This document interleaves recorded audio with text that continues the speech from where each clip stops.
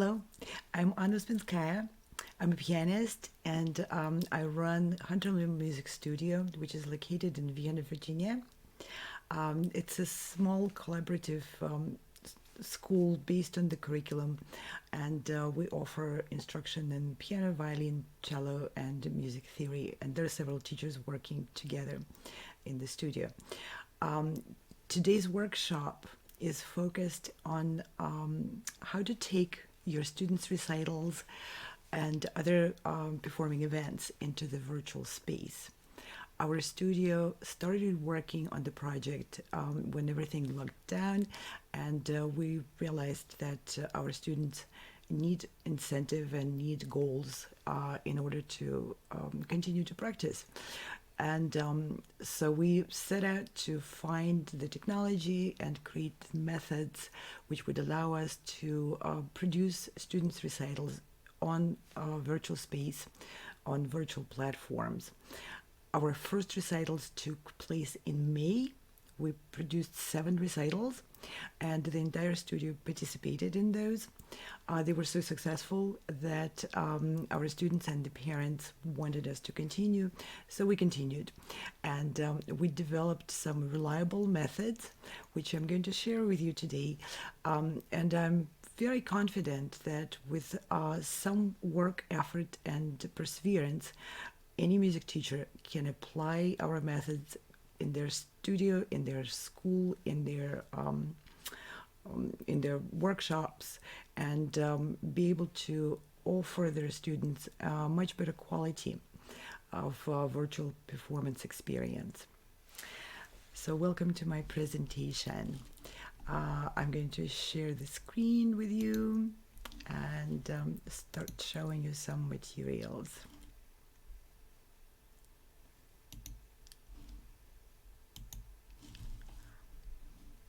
So, take your students' recital into virtual space. How to prepare and produce live broadcasts of students' performances. First of all, it's very important to understand that performance in the virtual space needs to be modeled after the normal performance in the physical concert venue. There are certain things which cannot be overlooked without compromising the experience for both the performers and the viewers or attendees of the event. And there are some things which we as the performers and teachers take for granted in the physical concert hall because we're just so used to how it runs and how it functions. And when we try to produce something similar through Zoom or other platforms, we overlook certain elements of the performance venue, which potentially can make the event pretty chaotic and not the best experience. First of all, what is a performance experience? It's a very special event for everyone, for professional musicians and for students alike. We spend an enormous amount of effort and time preparing our pieces for our presentation, and then we expect certain environment. First of all, we need a tremendous focus in order to deliver our performance. Distractions during the performance can be really detrimental because the focus, goes away, and performer can have memory lapses and other unpleasant events. Also, the presence of the audience needs to be felt. The audience needs to be present yet not interrupt. Let's just take an outside look at the physical concert venue and its structure. It is designed for the performance to accommodate both the performer and the audience. First of all, it's a secure space which has its own structure and its own function. Each element of it is specifically designed to function to support a performance event. What do we have there? We have the stage, we have the focus of the stage, We have light on the stage, which is designed in a specific way to highlight the performer. We also have the audience, which is facing the performer. But the audience is not on stage. That's the element which slips everybody's mind very often when we get on the Zoom call. And the barrier between the audience and the performer on the stage is essential. It's not an artificial barrier which prevents the communication, not at all. It is a barrier which allows the performer to speak to the audience and keep the focus in the process. When we take the performance into the virtual concert venue, what we did in our effort to recreate the experience is we tried our best to recreate every aspect of it, including the space, the lighting, the stage, the presence of the audience, the ability to communicate between the audience and the performer, but not during the performance, only in between the performances or between the pieces being presented.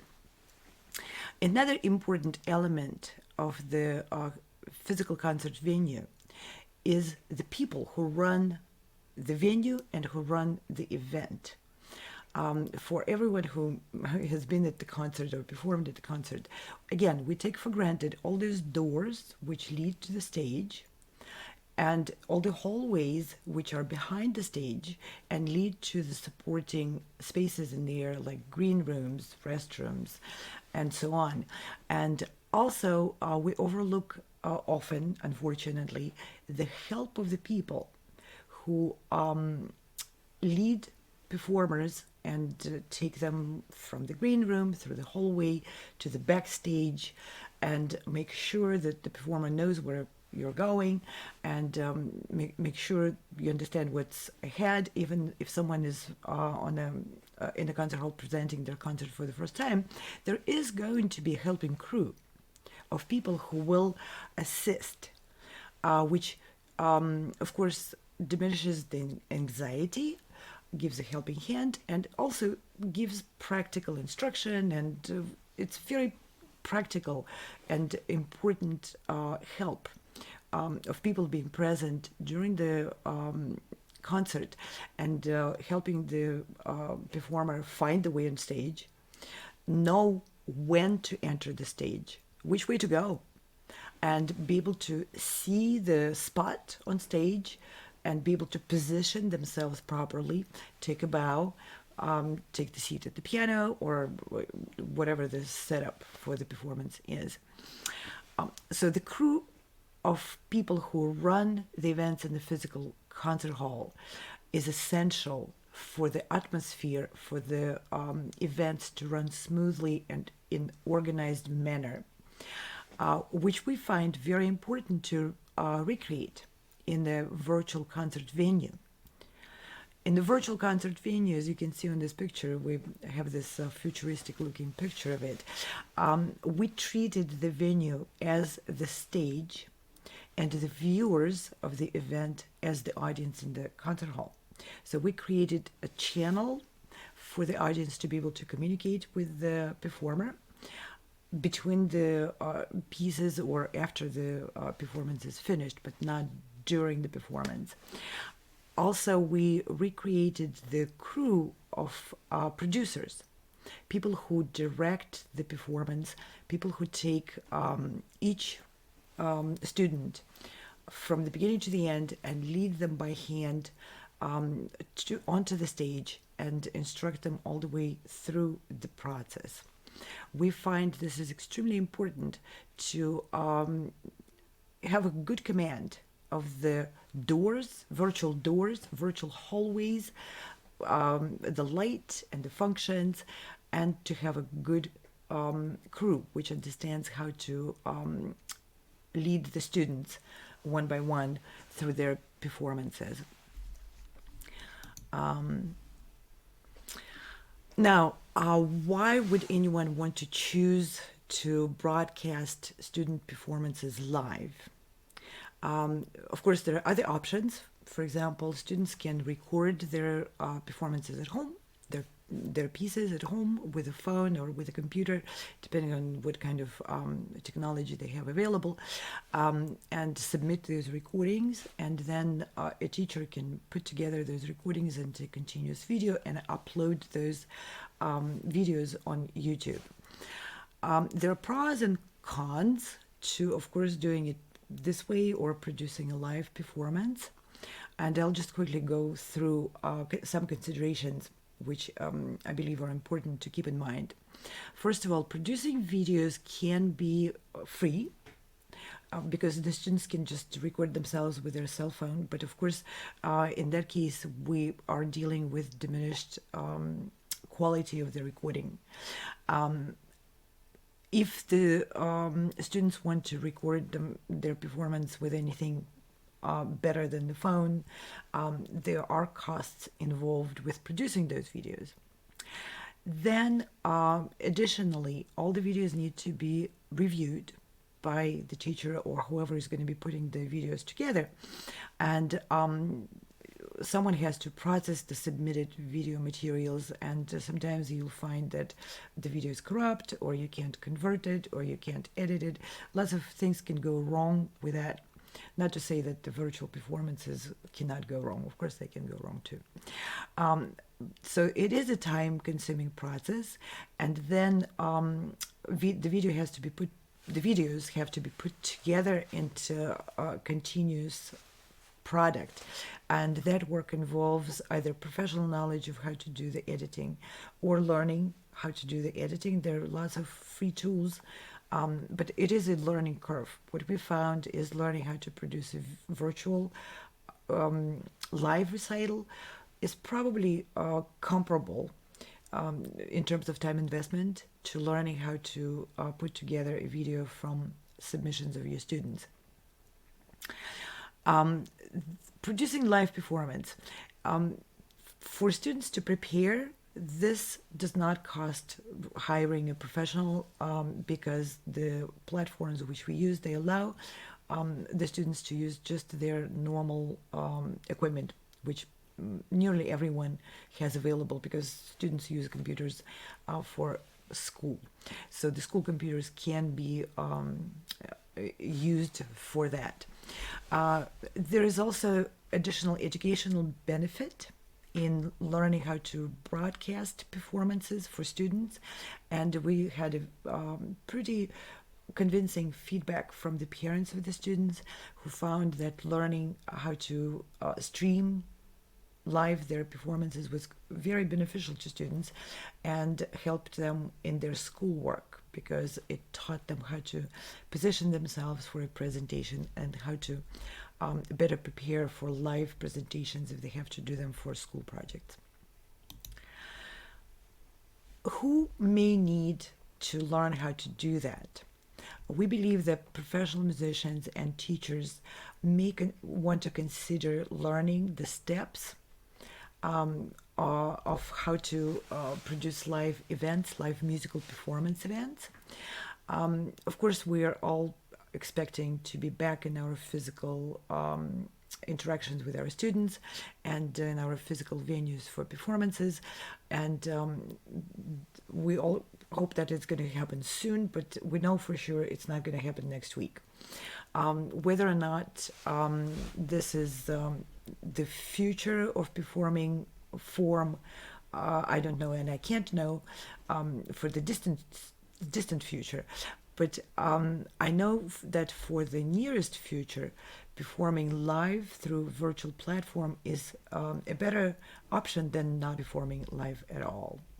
And the learning curve required for setting up your students' performances and learning how to handle them is not as significant as it may seem. In this presentation today, I'm going to walk you through the steps of preparing the recital, which tech to choose, and how to handle it better. And you will see that all of those steps are completely quite doable. First of all, what's involved in preparing a virtual live performance event? It needs to be planned. And we're all familiar with planning events for students' recitals, for competitions, for auditions, etc. And the planning is very similar, except that most of it is done through online. For example, we start with sending out Sign Up Genius links to the students and asking them to provide their information, the pieces, the composers, etc. We collect all that information, and then we turn that information into a program, just like you would normally do that. And then that program will eventually be turned into producer's script, and I'll talk about producer's script a little bit further down. Then the next step is to assign specific tasks. Who will do what? It does take more than one person to produce a virtual recital, the live performance recital. So each person needs to know who is going to be doing what. And the most essential roles are the role of the host, a person who is going to lead the performance and transition from one student to the next student, and give. It's a great opportunity, by the way, to give your students encouraging remarks and to help them feel like this is an actual event, not a video on the YouTube. It also helps in case something goes wrong. If you're hosting the event and you're logged into the broadcast studio, of course you will see if someone's microphone stopped functioning or someone's camera was turned off. As a host, you can always step in and change the order of the students and let the students know, okay, we're going to skip this person and let them handle their camera and get back online, or if someone gets disconnected. Many of those things can happen, of course. So if you produce the event and host it, then you have an opportunity to, first of all, give support to your students, and also to make the event a lot more smooth for people who are viewing it live on video platforms. Then the next thing you need to do is you need to instruct your students, and if these are young students, their parents as well, about what is involved and what the steps are. You need to really be prepared to communicate very clearly with your studio membership about when and what is going to happen. You need to have a plan for meeting with the students and working with their technology to bring it to good connection with the technology which you provide. So it has to be connection and it has to be matching qualities. So those we call them tech checks. Those tech checks need to be planned ahead. And from our experience, we found that 15 to 30 minutes is enough to set up each student, but we send some materials ahead of time, and those materials will be available for you to download as part of this workshop, and I'll go over those materials too. So we send instructional materials ahead of time, we prepare them what to expect during the tech checks, and then we check each student individually, and we help them with their preparation. So what to teach your participants and what to expect from your participants or require. Certain requirements cannot be imposed because people may not be able to purchase certain things or may not be able to set them up a certain way. But there are some things you can expect that an average student will have handy at home. And they may not even know that it's available, but you need to instruct them. And some things can be purchased for quite cheaply. So, like I said, you need to have technical checks scheduled with the students coming up to the recital, and I recommend that you don't schedule them months in advance, but schedule them a few days in advance, because those are very detail-oriented instructions, which people tend to forget if there is a big time lapse between the preparation and the actual event. So, and like I said, you send out the materials ahead of time, and remind the students and their parents to go over those materials. What can you expect? Of course, you can expect a general level of computer fluency, but specific technical knowledge is not necessary and not needed. Just a basic command of user kind of level command. How much do you need to expect people to invest in the technology? That's a very important question, and it's very important to know that the quality of a production which we are able to produce with our students' recitals and professional musicians does not require big financial investment. Just a decent modern laptop, and with a built-in camera, and even with a built-in microphone, is capable of producing much better sound quality and video quality than what we're generally used to in by using when we're using video call platforms like Zoom. Do the participants need super fast internet? The answer is no. And do the participants need very expensive microphones or cameras? And the answer is no. Yes, there are ways to upgrade, and we'll go over that a little bit later in the next set of slides. Do you need to subscribe or download special apps? Yes, we recommend to subscribe, to choose the broadcasting provider of broadcasting service, and I'll go over which ones are available. So we recommend choosing one which you feel more comfortable using, and maybe test out a few free subscriptions, and then purchase a professional subscription with a provider, because that'll give you a lot more tools to make the presentation much more beautiful.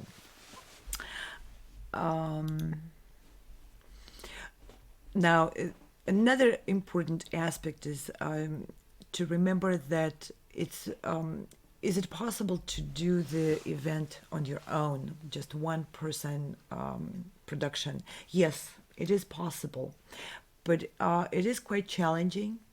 And unless you're producing maybe a very small event for 5-6 students, if you're producing anything bigger than that, I want to say that you do need assistance. Our team is 4 professional musicians, and when we produce the recitals for 100 Million Music Studio, all 4 of us are involved. And the 100 Million Music Studio is not huge. We have maybe 30-35 students total, and so that's the scope. When you get to the size of the event beyond 5-6 people, you need at least one assistant. If it gets beyond 8-9-10 people, you need two assistants. And again, a little bit later, I'll explain why.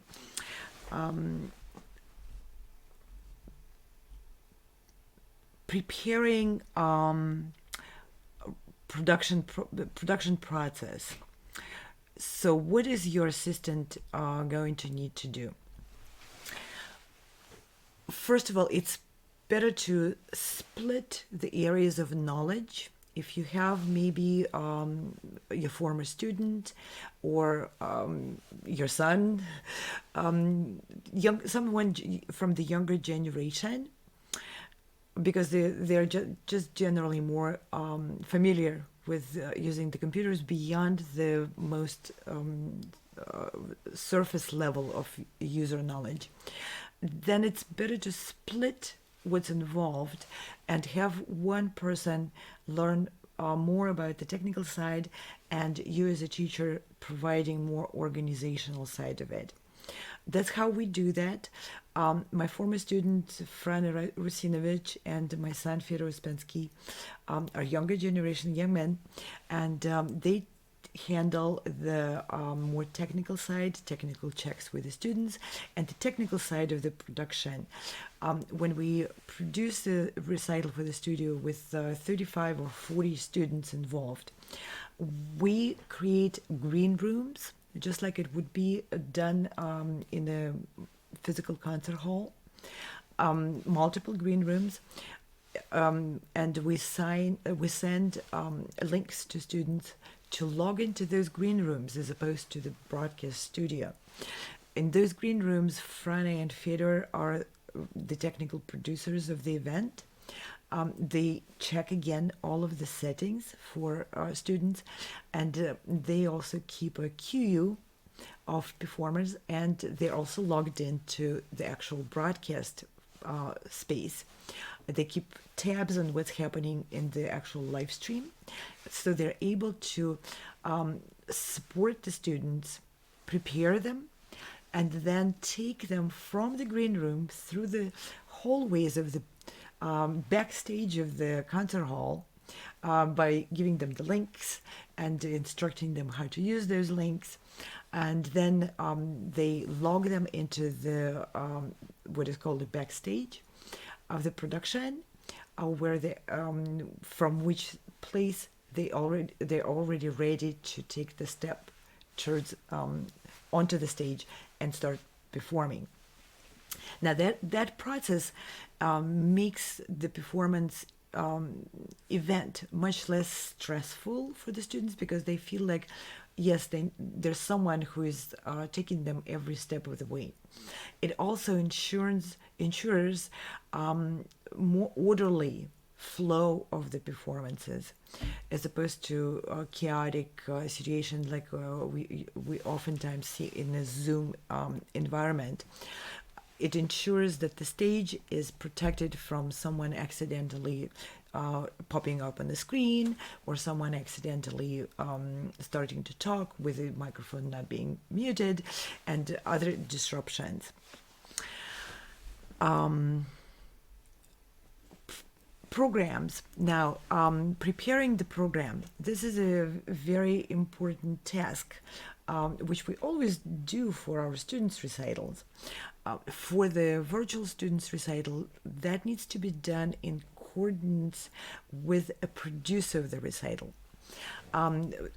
Usually, our recitals are produced by Igor Zubkovsky. Now, what is a producer's role?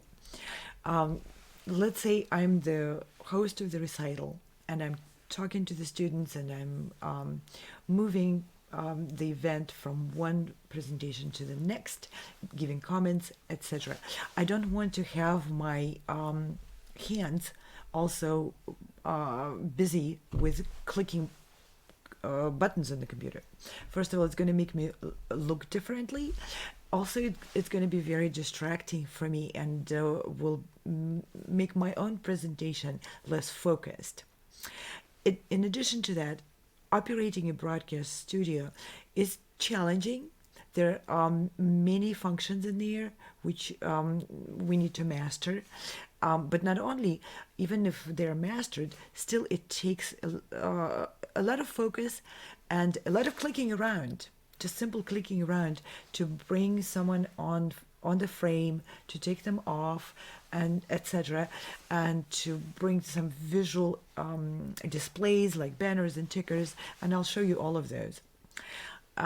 Additionally, things happen. Someone was trying to log in but was unable. Someone is sending a message, and then we need to put a banner with the name of the person or with the title of the piece, and so forth. So we decided to have someone operate all of that. And that is the producer of the event.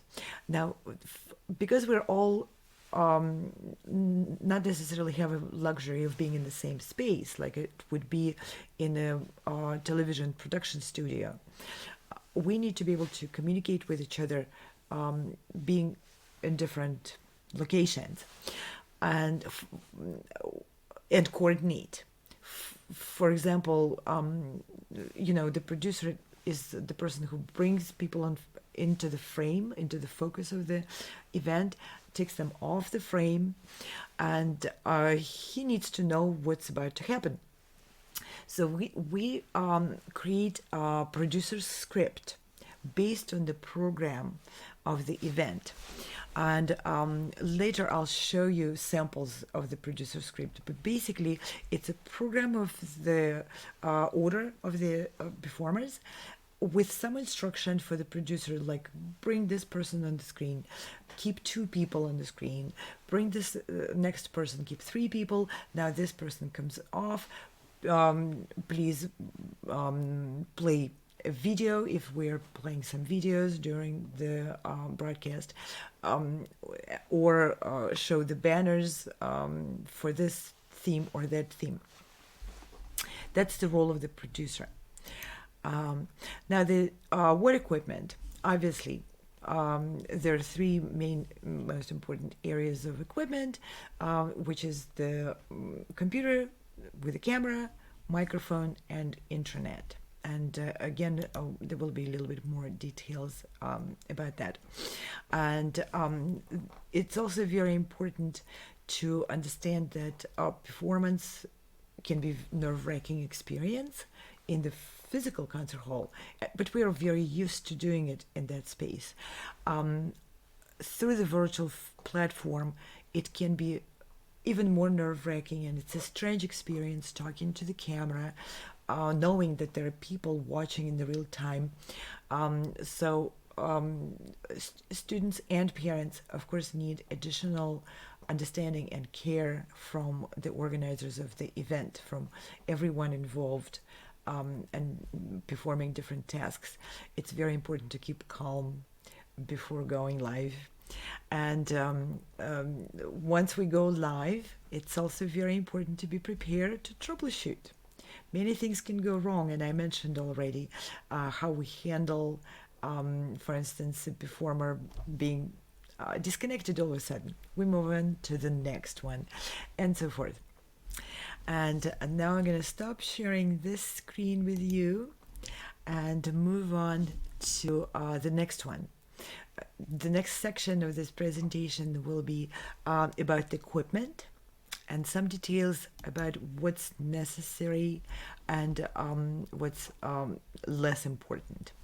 So just please give me a moment. This is being recorded live, and so just give me a second to prepare to share that screen. So there we go. Here is our the slides, which will help me explain to you about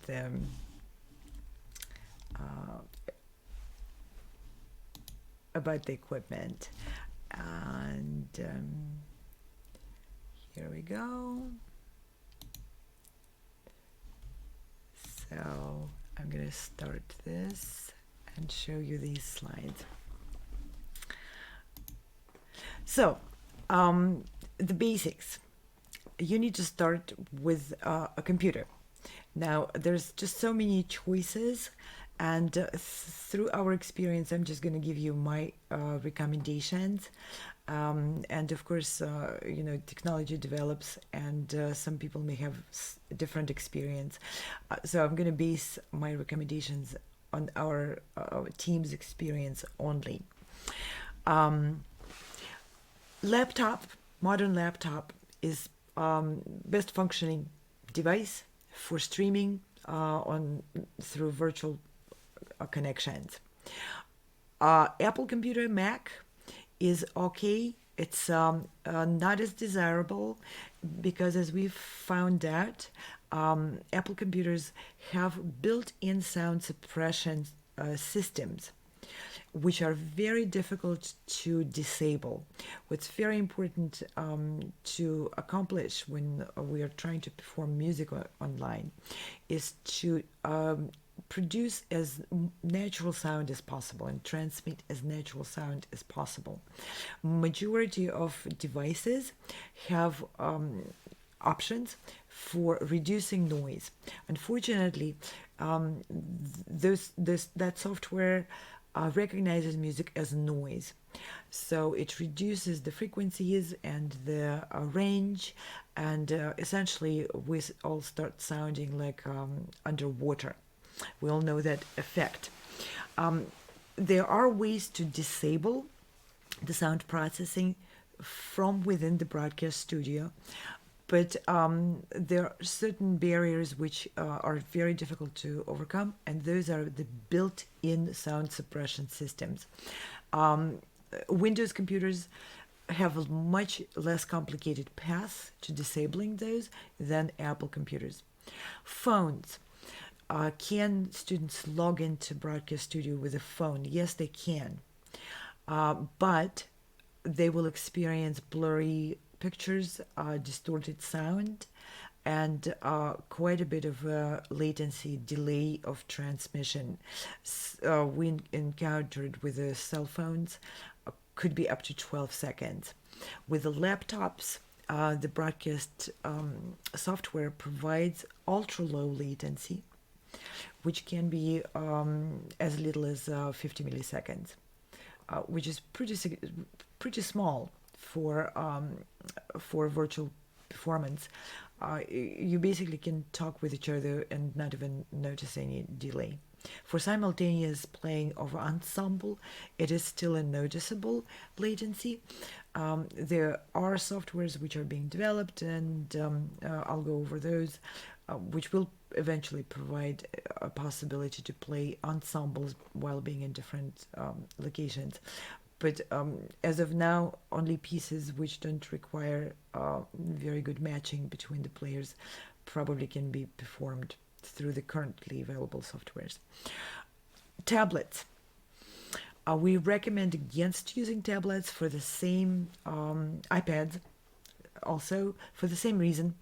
Those being designed as small and handy devices, a lot of processing power is not there, and a lot of sound suppression is present in those devices, which makes it very difficult to produce good sound. Routers.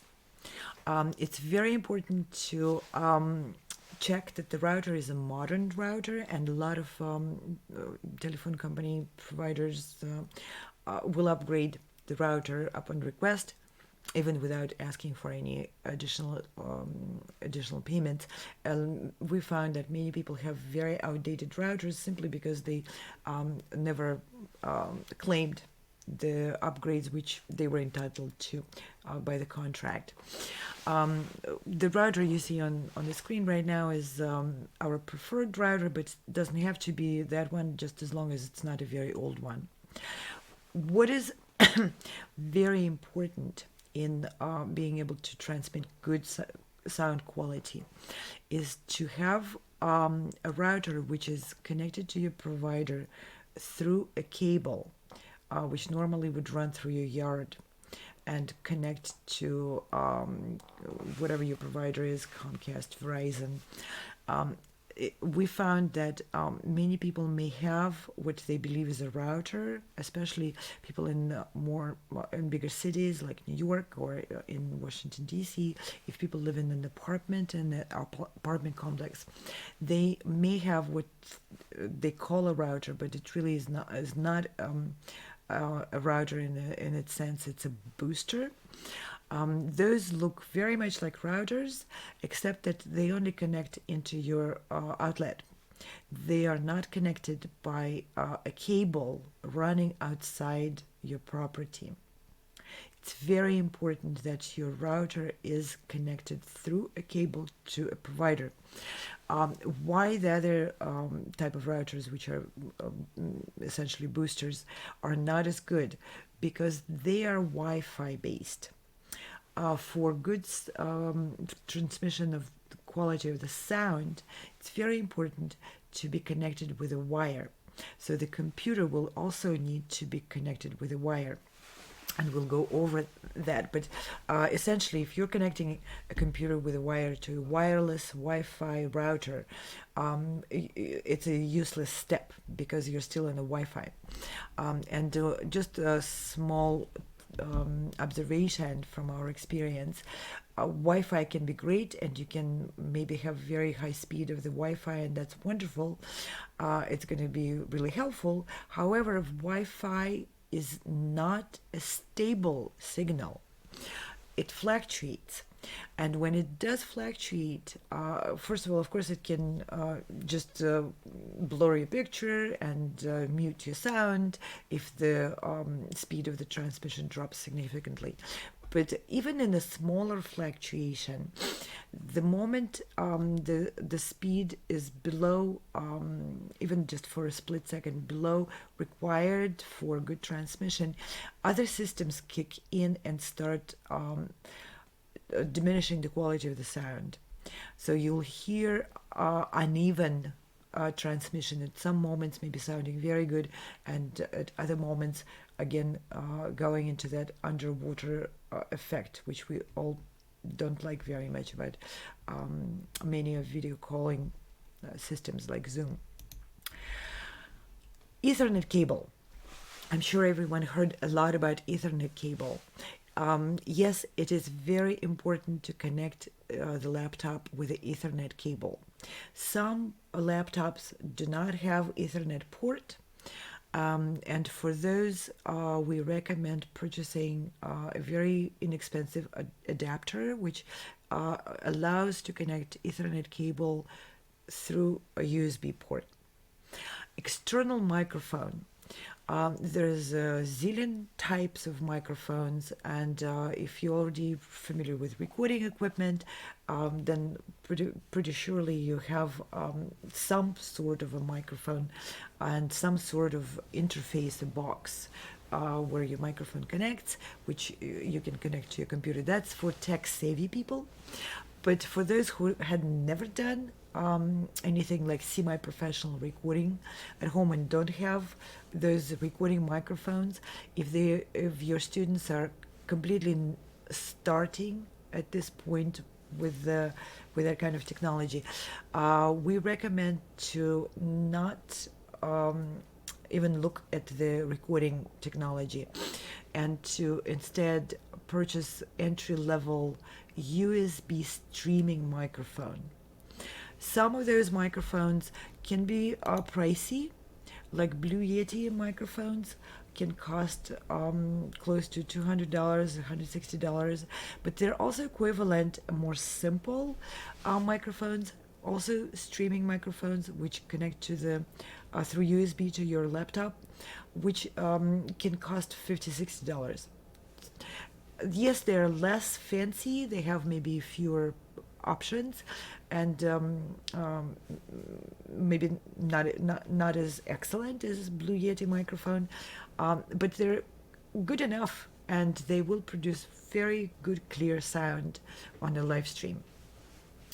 All of those microphones are condenser microphones, and they are different from recording microphones by the fact that they can be plugged directly into your USB. Camera. Many laptops have excellent cameras. We found that just using your built-in camera most of the time is good enough. And with other components being in place and working together properly, most of the time you don't need to purchase additional camera. However, if you want to enhance the quality, you can. And just an external USB webcam is great. We recommend to purchase the camera, which is not a combination device. By that I mean is just a camera, not a camera and microphone and something else and something else, because that technology then is purposed for transmitting the video only, and it's just somehow we found that if the camera is only the camera and not like a zoom camera which has also microphones and other things, it's a simpler device to handle, and it actually, because it's a more direct technology, not overly complicated, the simpler device the better. It's better to have a separate microphone and a separate camera than everything combined in one. And done this presentation, I'll show, of course, I'll share which specific types of devices we recommend. All of them are inexpensive. As I mentioned, in Ethernet port, some computers do not have this wide-looking port built in, and then you can just purchase a adapter, and this is the USB port, so you can just plug that into your USB and plug your Ethernet cable into this port. Then it's important to test the internet speed. Now, testing internet speed can be daunting thing because there's just so many different tools available for checking it, and every one of those tools gives different reading, and then you need to be able to understand what that reading means. So it's better to simplify the process. We found a tool which kind of gives uniformed reading across the board, whether you're testing Wi-Fi or you're testing your home connection with Ethernet.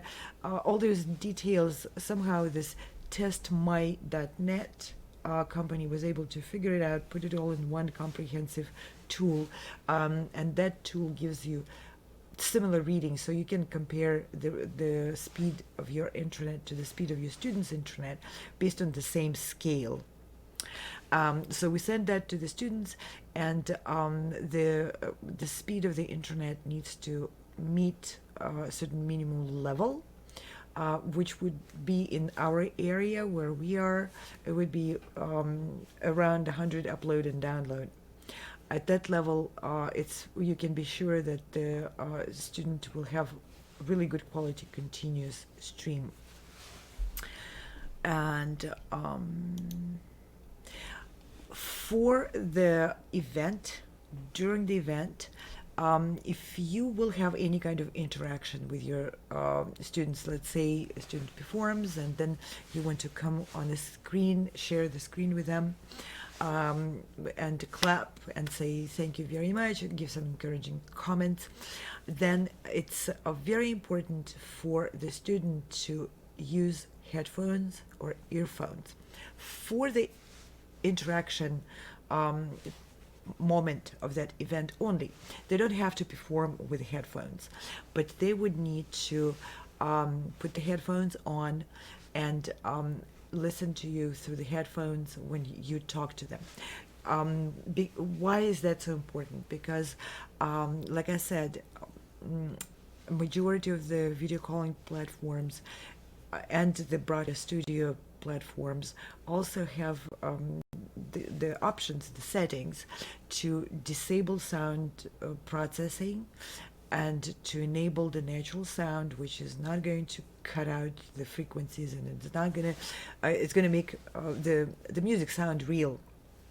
But that setting will also have a side effect. When you talk to the person who has that setting in place, then you will hear a feedback. You'll basically hear yourself talking to yourself, and that can be very distracting. Now, the student will not hear that, so it's not going to distract them. But for you to have a meaningful conversation and be able to just converse like normally, you will need to separate their speaker from their microphone, because the feedback is caused by the speaker creating the sound, and they're listening to that sound, and that sound travels directly into the microphone. So the headphones create that barrier, and then the sound doesn't travel into the microphone, and then you will not hear the feedback.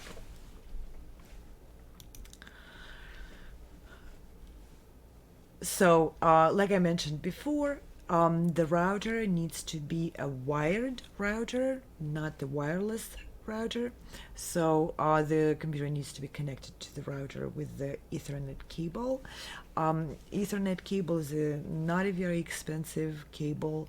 Normally, people would not have 100 yards from their where their piano is or where they intend to play to the router, and within a reasonable length, it can be purchased for about $20. And then, of course, the camera needs to be connected to the computer through the USB, and the microphone needs to be connected to the computer through the USB. And sometimes the computers don't have enough USB ports for all those devices, and I'm going to quickly show you here. This is a device which allows you to plug in many more devices into the USB ports. Now, where to buy the necessary equipment, and here we're listing some of the microphones and cameras which we recommend, and again, this will be in the handouts, so you'll have this information if you want to visit it later. So there's a German Throne Max microphone, which is much cheaper than the Blue Yeti, and here's the Blue Yeti professional condenser microphone. Throne Max is also a condenser microphone. There's another streaming podcast PC microphone, and so forth. But like I said, this will be in the handouts. You'll be able to see it. Now, one very important thing which we always tell the students and all participants of the live streaming event, it's very important to keep all your devices plugged in during the performance. Live streaming is heavy on the equipment, so the laptops will occasionally run out of power. So would your cameras, your headphones, all of your equipment would run out of power quicker than you expected if you're just using it normally. Another important advice which we give everyone, it's better to close all the background programs and just open one browser and use that browser so that the background programs or other browsers don't interfere with the broadcast, with your streaming. Also, it's very important to ask everyone in the household to stop using internet for a little while the student is performing. And of course, keep calm and go live. And I'm going to stop this presentation and move on to the next one, which the next section, I'll walk you through preparing the space. Just like at the beginning of this presentation, we treat the performance as a real performance, and the stage has to be organized, and it has to be lit in a certain way, and the concert halls are designed to block out the traffic noise, and so all of these details, they are common sense, but putting them together in a comprehensive instruction for your students is important. They will walk through each of those and they'll go, oh yeah, for sure, of course, it makes sense. But then you'll find that you have to remind them to actually follow those instructions.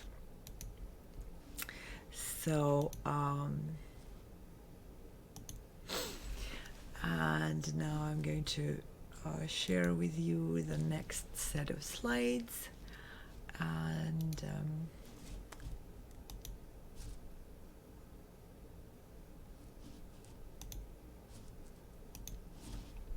okay, here we go. So, how to get your space ready for streaming and broadcasting. This handout also consists of a day of the event checklist, which we found is really helpful for two reasons. One, it keeps the students organized, allows them to go step by step and not forget the most essential things. And it also keeps the anxiety down because this being a new experience for majority of teachers and students, anxiety comes from fear of forgetting something important. So it's important to turn off the devices which can make noise, including household appliances, dishwashers, washing machines, televisions, even air conditioning can create quite a bit of noise. Close the windows and doors to the room. We are so used to all those household noises and someone walking around and dog barking and whatnot. We don't really pay attention to them that much. When people are watching the program on the live stream, these noises come into focus. So it's really important to block them off. Lighting. Lighting is very important. Just like in the concert hall, of course, we're not, in the concert hall, there's all this ramp of lights and they're different colors, and it's not just for fun. It's designed to light up the stage in the proper way, which makes it sharp, the image is clear, and all of those things which are important in the performance. Of course, we're not asking students to build a ramp with different color lights, but there's some basic things which can be done in the home environment and which can enhance the appearance of the students quite a bit. For example, the light needs to come from behind the camera, whether it's a camera built into the computer screen or it's a webcam. Either way, it's very important that the light is coming from behind the camera onto the performer, not the other way around, because if it's the other way around, the light is going to blind the camera and create a very blurry image. It's also important for the room to be well lit. So just one light from behind the camera, even if it's a strong light, is not going to be enough. It's better to turn on additional lights everywhere in the house. Also important to block off all direct light. By direct light, what I mean is streaks of light coming from different angles, because they create shades and create, again, blurry images, like from windows or from another room. So the light needs to be dispersed. And moving on to the next one. This we found an interesting part of preparing for the event. Keeping your space neat and well organized. Again, we're so used to household items being just part of our normal life. And of course, we take it for granted that on stage there's nothing but the performer. Now, it can be challenging, of course, to keep the room completely empty, but keep in mind the camera has only so much of the angle. And maybe sometimes putting the camera a little further or a little closer can make a difference. So you can block out from the view your messy bookshelf, for example, or a corner of the couch. It's important to play around with the angle of the camera, because it can really enhance the presentation at no cost, at the cost of a few minutes of paying attention. It's also very important to keep the camera angled slightly from above, as opposed to like you would perceive it right in front of you, because from above it'll produce a better overall view than if it's showing the person from below. Then we also teach students to treat the camera as your audience, because it's important to stress that there is audience beyond that camera, people who are watching the performance on the YouTube or other platforms. It also creates more of the festive environment for the students to perform. We ask the students to rehearse. We teach them to bow so that we don't have any headless horseman bows. We teach them to stay within the frame. That is all done through the technical checks in preparation to the recital. That way, again, it looks much better. But not only, it also gives the students confidence that they are going to look nice, and they don't need to worry about, accidental, funny, or not so pleasant accidents in the air. So we ask them to rehearse their appearance on the frame, rehearse their bows, rehearse their movements within the frame. And on the day of the performance, we ask the students to follow certain steps so that they prepare the space and feel prepared. Both are really important. So make sure the lights and curtains and are organized and the light is not blinding the camera. Make sure you move either the camera frame or the objects away from cluttering the background, and you turn off your appliances. Check. Next, you connect your devices, and you make sure you follow the settings which were recommended during the tech check. And then you plug everything in the electric outlets, connect to the Ethernet cable, check every connection, because a loose cable can cause unpleasant things.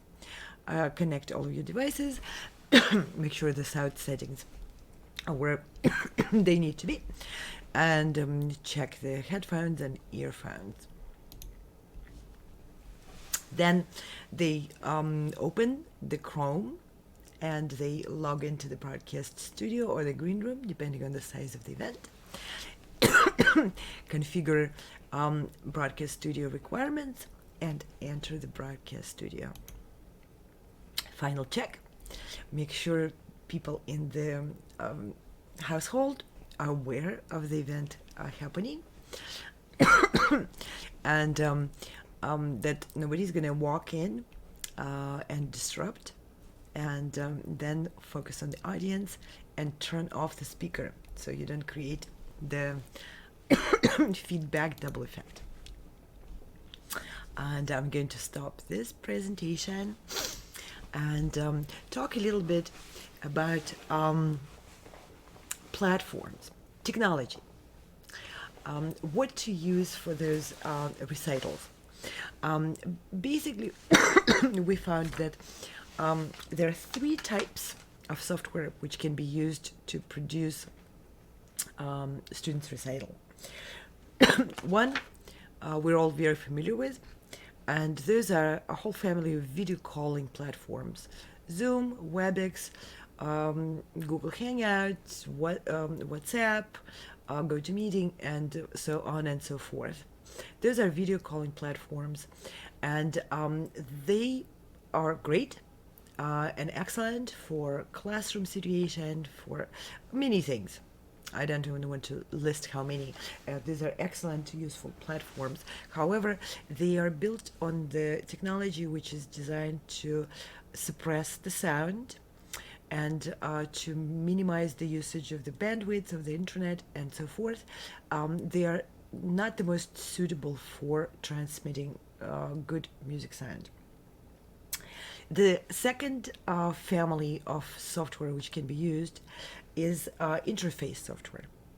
Those are basically computer software which you can download from different sources, and then use those as your intermittent step before you connect to video host, video platform like YouTube.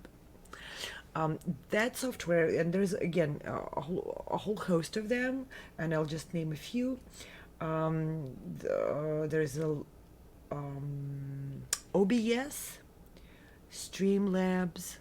Those are the most common. There are also more advanced ones for musicians, which actually provide ultra low latency, like Jamkazam or Soundjack, and many others. Uh, those are great softwares, and they allow to produce beautiful music performances. There's a downside to them. They are demanding on the knowledge. So, to be able to use Streamlabs or OBS, a musician needs to really learn quite a bit of how to handle interface technology. There is quite a bit of learning curve.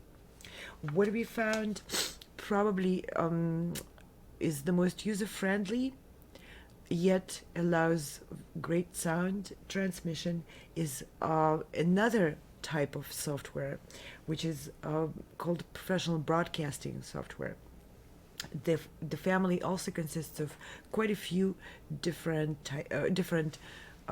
brands from the same family of software. Livestream, which is a software designed and owned by Vimeo video platform, similar to YouTube. Then there is a StreamYard, Restream, and a few others. Those are more user friendly than the interface softwares, yet they are much better quality for music. Now, all of those softwares, and I'm going to focus on the broadcasting software because that's what we decided to use and that's what we learned how to use best. Broadcasting software was designed originally not for social gatherings and not for video calling, but for actual production.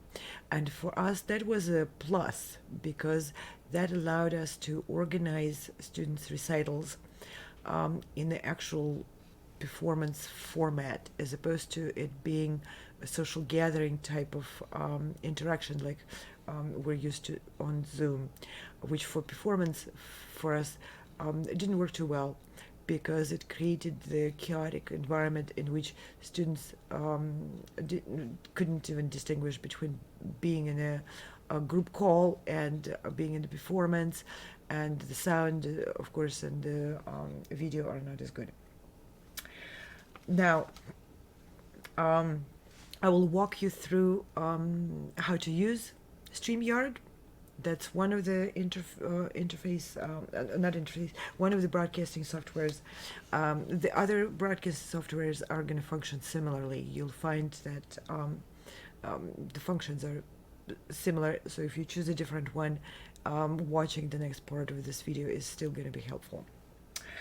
And there's another aspect which I'm not going to go in depth, but it's important to investigate, which is connecting your broadcast to the video hosts. And video hosts are a generic name for things like, for platforms like YouTube, Vimeo, Twitch, Periscope, and many others. It's where you broadcast to. And it's important to create the connections between your broadcasting software and your hosting platform so that the audience can actually watch the performance. We found that for our students, it was really a highlight of their study when they were able to send links to their family members in different countries, and those family members were able to watch the actual television-looking production of the students' recital.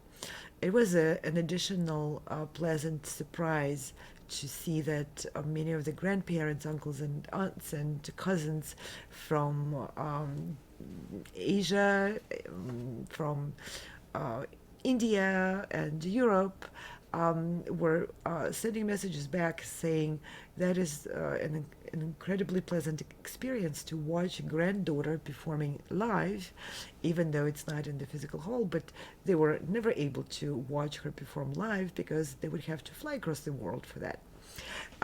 With this kind of virtual recital, that became possible, and it was um, a pleasant experience, pleasant side of producing those recitals. So what I'm going to do now is I'm going to show you around and give you a tour of a StreamYard broadcasting software, the one which I'm using currently. Um, we own a professional contract with StreamYard, that's a provider. And like I mentioned before, it's not necessary.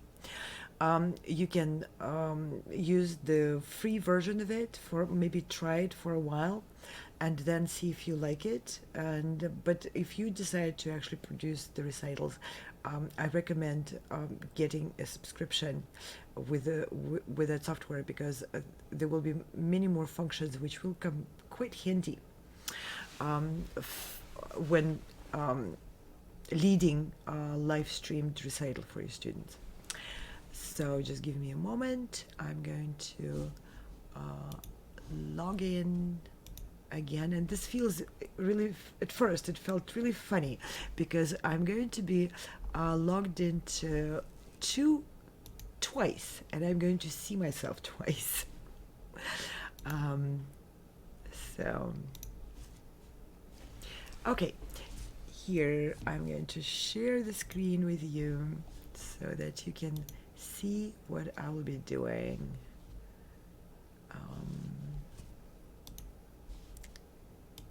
There we go. So this is the back end of the StreamYard, and I'm already logged in. Logging into it is just simple creating an account with your email address and password. So when you log in, you will see the screen, which is very user-friendly and very minimalist. And that is really good news because it doesn't look like this complicated interface and where you don't know where to click. And I'll just walk you through a few things. Here's my account, and you can see your previous broadcasts and frequently asked questions and so forth, just the normal stuff. And here you can click on past broadcasts, and the good thing about StreamYard, it saves all of your previous productions, and you can see you can load more. There's every one of those productions is saved, and you can download them. And you can download MP4 file, which is a video file, or MP3 file, which is the audio file. And that is really helpful because after the recital you can provide your students with the recordings of it, which they can use in turn for applying to some competitions if their performance was really good. And like you can see on the screen here, there is a live logo on the left. So during the recital, this is a proof that the student actually performed live and that their recording which they're submitting for competition was not doctored.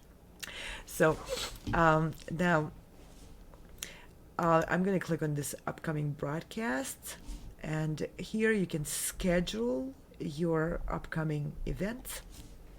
But before you schedule them, you need to create your destinations. So what is a destination? Like I mentioned before, you need to create this whole system of connecting your broadcast studio to video platforms. There's a few steps you need to go through. You create an account, and then you connect that account to those two accounts together. But once you've done that, the good news, it stays here, and you can choose where you want to broadcast, for example, onto Facebook if majority of the audience uses Facebook, or you can broadcast to LinkedIn, or you can broadcast to YouTube, these are additional options in here. You can broadcast in a more complicated way through StreamKey and RTMP server, and these are when we broadcast to the Vimeo platform. And now I'm going to actually create a broadcast. So I click this button, and here I can choose where I want to stream, and I don't want to stream anywhere. I can skip that and just create a record only. I'm going to title it test and create this broadcast. Now this is going to allow me to enter the new broadcast. And here, see, you can see two of me. That's me recording this lecture, and that's me showing you the back end of StreamYard. And it shows that the microphone is working. And here I have an option to mute myself, to stop the camera, just like on any of those other platforms. Here, this function is very important. So I'm going to open this full screen so you can see. Here's the camera, and down here is a drop-down menu, and you can choose from different cameras. And here I have OSB virtual camera. That's for the interface which we use, but I'm going to use the live camera, which is the one on top of my computer. And then show advanced, I can use different resolutions. And for this recording, I'm using the highest available, and that's what produces the best quality picture, of course. And then I'm going to click on audio. And this is my microphone. Again, there's different options in here. And I'm going to choose the best microphone I have, currently connected Yeti. And you can see how it's responding. And I'm using the headphones, and again I can choose just the speakers on the computer, but I'm choosing headphones to reduce the effect of echo. And here, important settings for musicians. Echo cancellation, as you can see, it explains and talks about why you need to have the headphones. If you check that, you will have audio processing turned on, and your sound is not going to be very musical. So we uncheck that, and we add stereo audio. Now you can automatically adjust microphone volume, which is very good for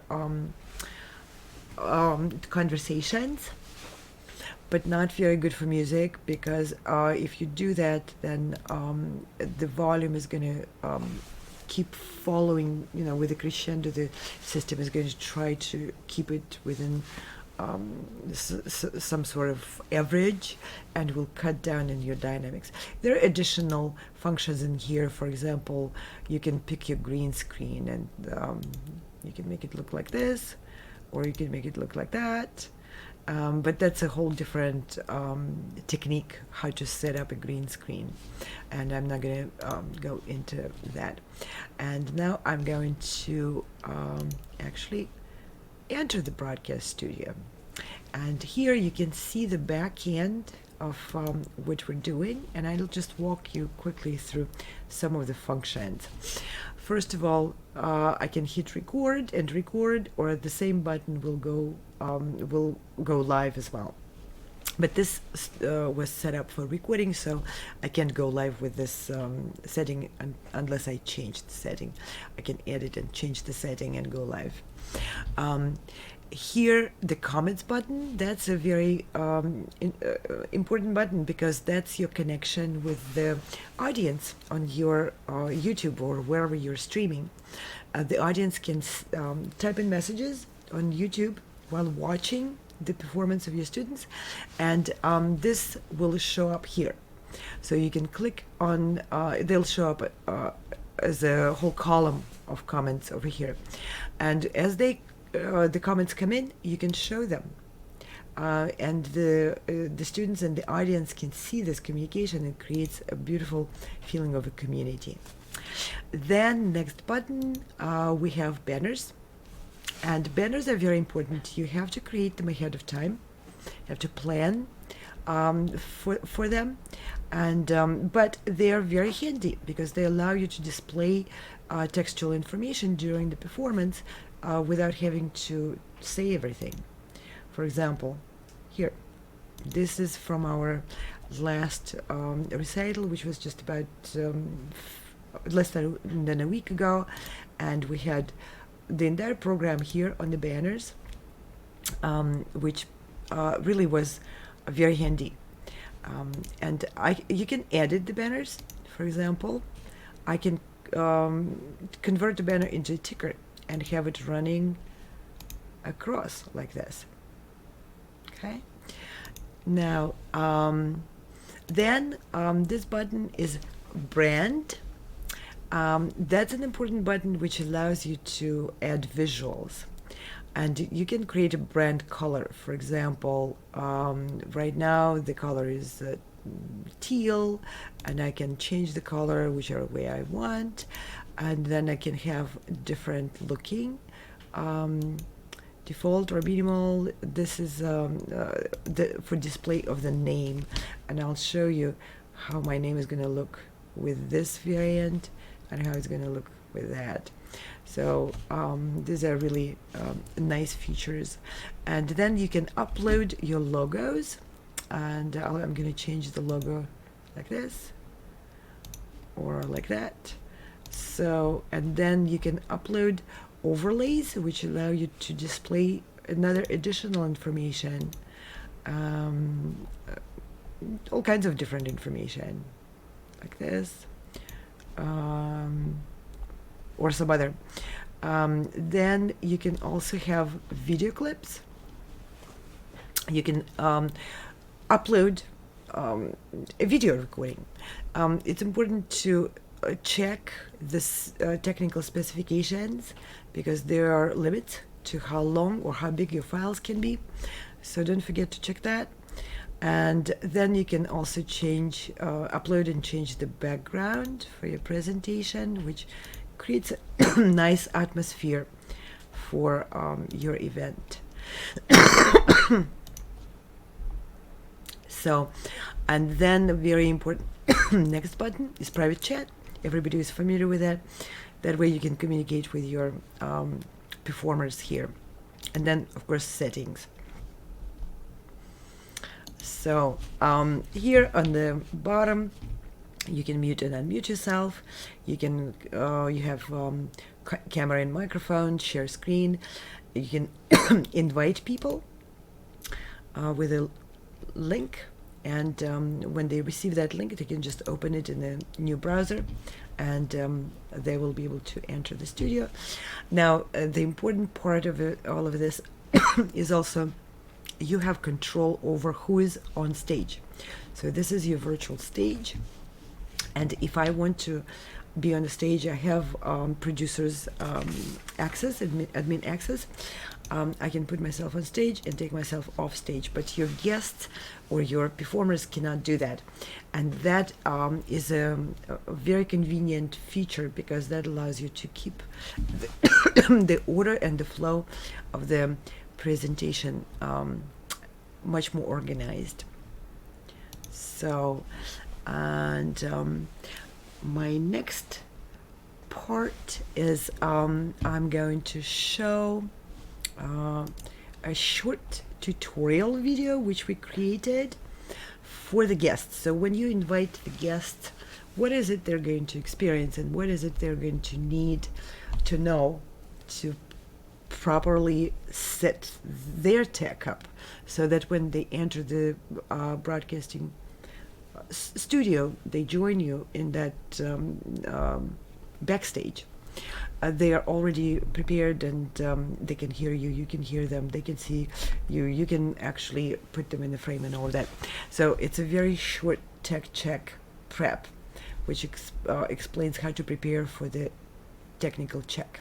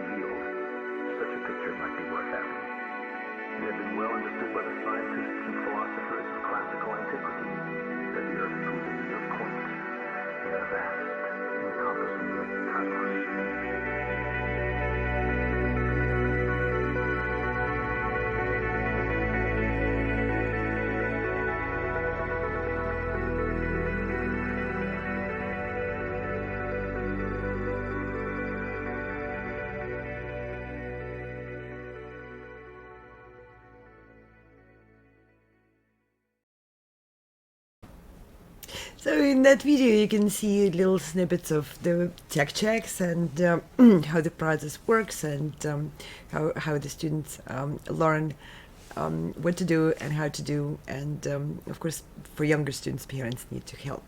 I'm coming to the end of this presentation, and I would like very much to encourage everyone to maybe look a little bit deeper into these possibilities, and maybe spend some time researching them. Oh, one thing I forgot to show, and I'm going to show one right now, and that is what the script looks like. I know I promised to show that, and so I'm going to segue back a little bit and show you that particular part of it.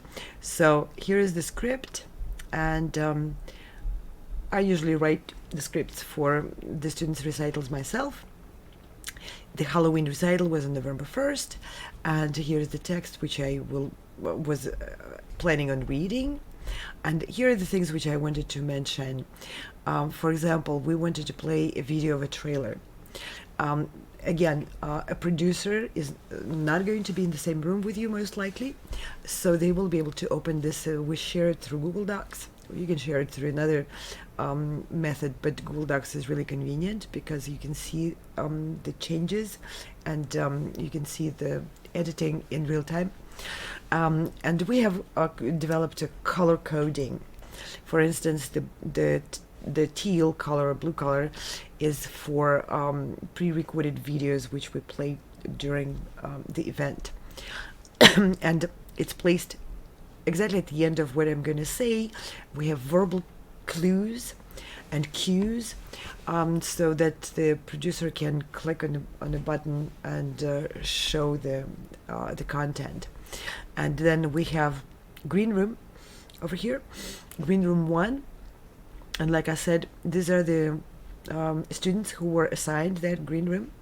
And here's the link to that green room. And that's where the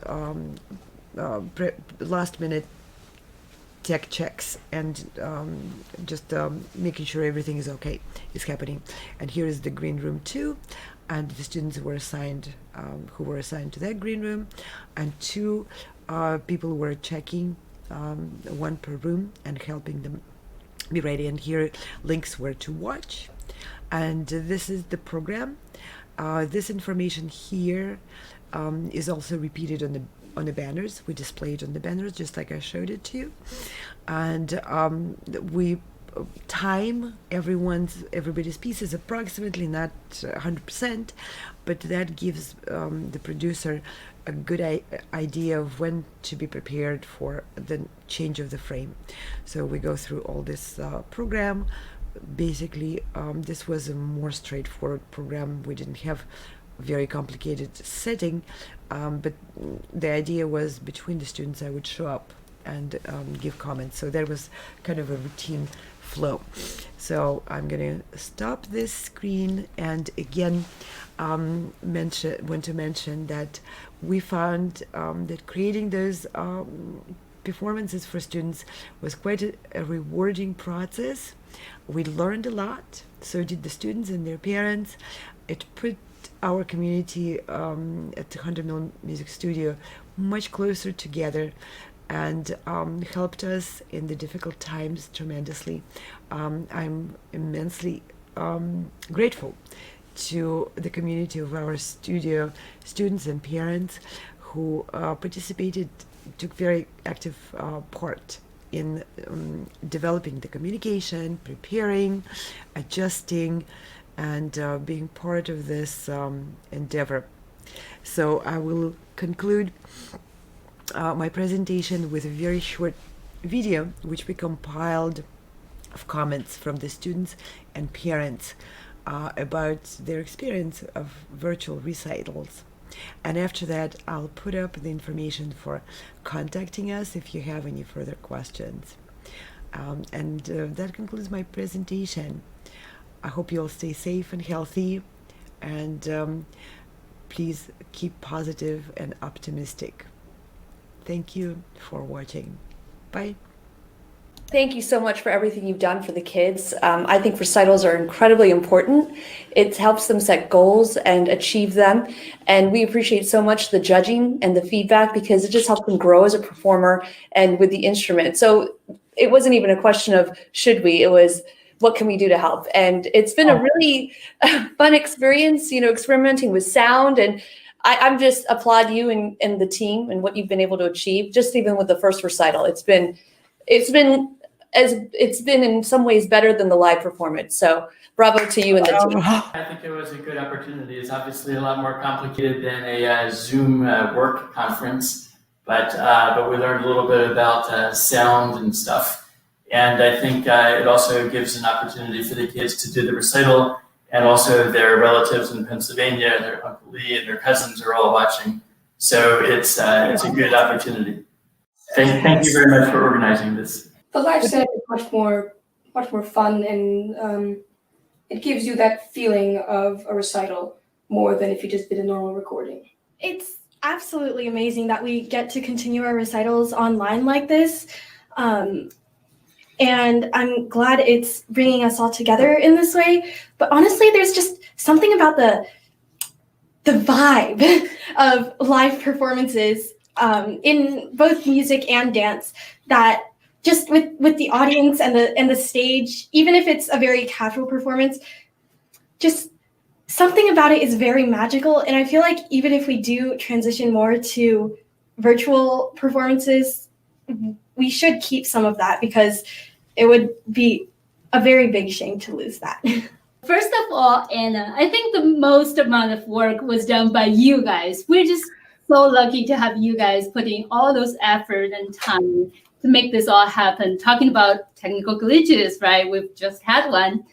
And then on our end, we're so lucky to have her. Iliana had mostly been autopiloting. So I have to admit that we had just been doing the minimum as much as we could do to support, but really, thank you so much. And thank you so much. You're welcome. Oh, yes. Oh, wonderful. Wonderful. I think it's as smooth as we could imagine. Because everybody, I believe, me personally, I even worried about it a little bit because, streaming is always like a little bit unpredictable. And I am amazed how well it goes so far. So we are doing just well, I think. I loved the recitals today. Thank you so much, and everyone for such a great recital production. It was amazing. And one thing is to see pre-recorded performances because they are always technically better. And live streaming is always demanding. So I think that was quite all right. I'm very pleased to be a part of it. I'm kind of amazed at how well things work with a live stream performance like this. It really doesn't feel too different from being in the hall or being in the room with someone who's playing. You get a much more, I feel like I get a better sense of the person's personality watching them live. Whereas for a pre-screening recording, very often it's extremely polished. Where in this place, I think like this in a live stream, you get more of a real glimpse of that person as a performer, how their stage presence is. And I think I enjoy it a lot more than listening to a pre-screening recording. The live performance is a unique feeling for both the performer and the listener, and I think it's communicated the way we see it. So I'm very, very, very happy to see that, listening to an album, then seeing the artist live, there's an adrenaline, there's an energy live, which we're doing now that you don't get through just listening to the polished recording.